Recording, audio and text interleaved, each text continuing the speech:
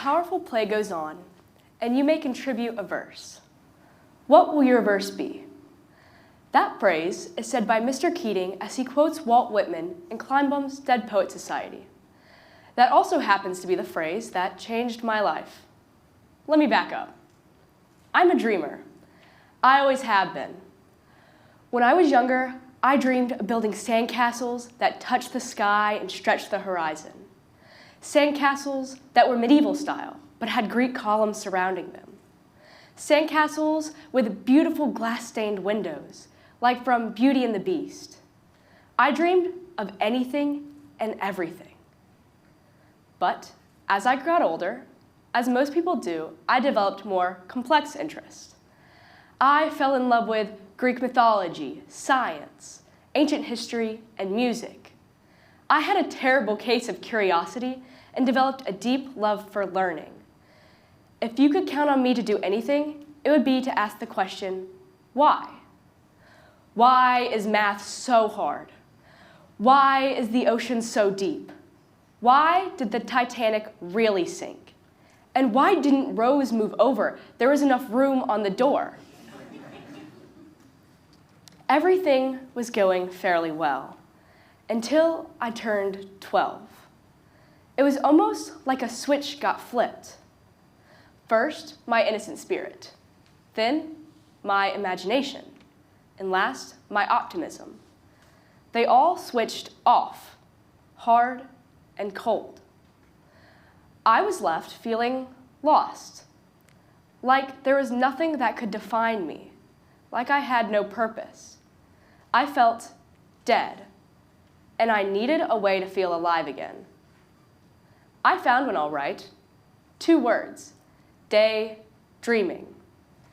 It began in small amounts, just dipping my toe in the water.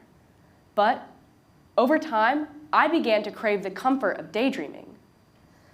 And before I knew it, dipping my toe in the water had turned into practically drowning.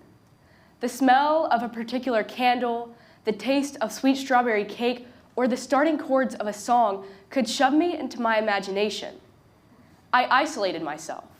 Some nights at 6 p.m., I would go lay in bed for hours just to daydream.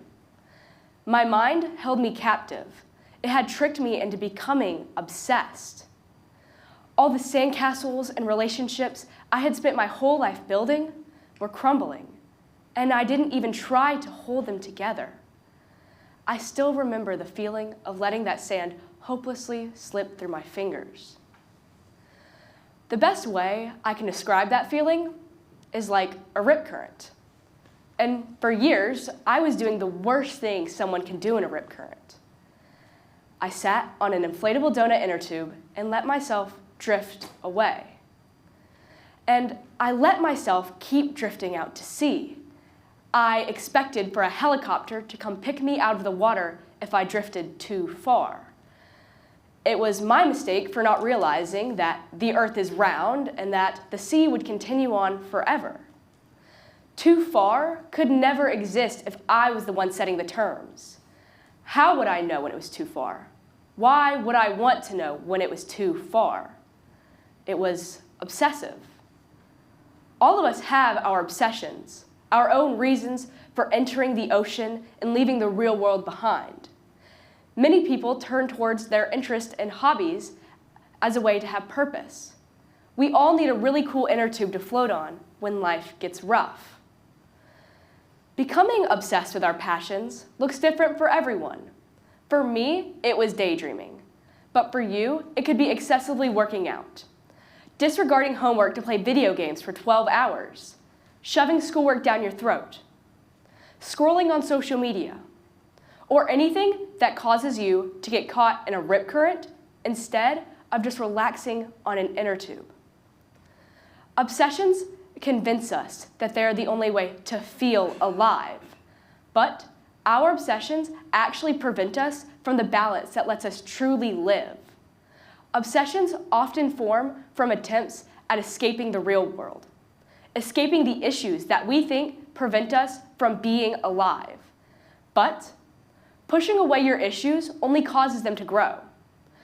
Pushing away your relationships and fear of getting hurt only causes them to hurt worse.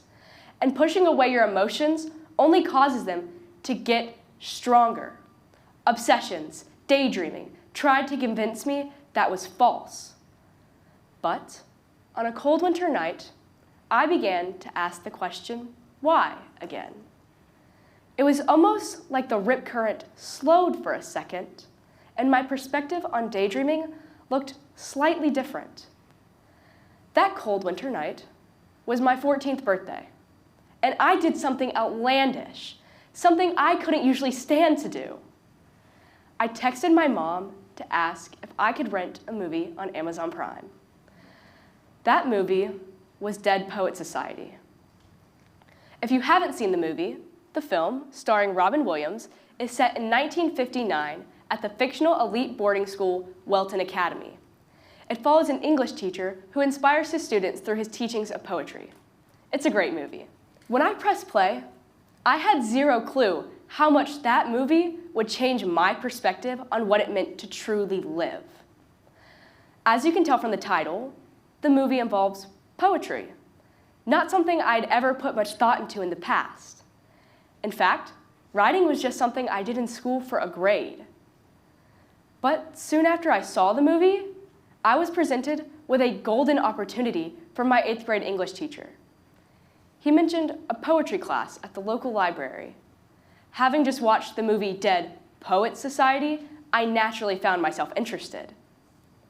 And much to my surprise, the 3-month course, meeting each Saturday at 10 a.m. with a group of 6 to 9 students and a dedicated teacher, allowed me to explore writing in ways I hadn't before. And while it wasn't what I envisioned my Saturdays to look like, writing showed me that my obsessions had pulled me away from being able to embrace life. Metaphor-wise, writing was what showed me that I was in a rip current. It made me take accountability. Writing made me reflect and realize just how far I had drifted from the shore. Obsessions prevented me from being able to embrace life and live in the moment. And while writing wasn't a helicopter picking me out of the water, it was more like a lifeguard yelling instructions at me. They were kind of hard to hear, but I could hear to swim along the current until I reached the shore, and also to discard the donut inner tube I very much did not want to let go of. Writing lets me continue exploring my passions and interests while also moving back towards reality. But I realized something else important.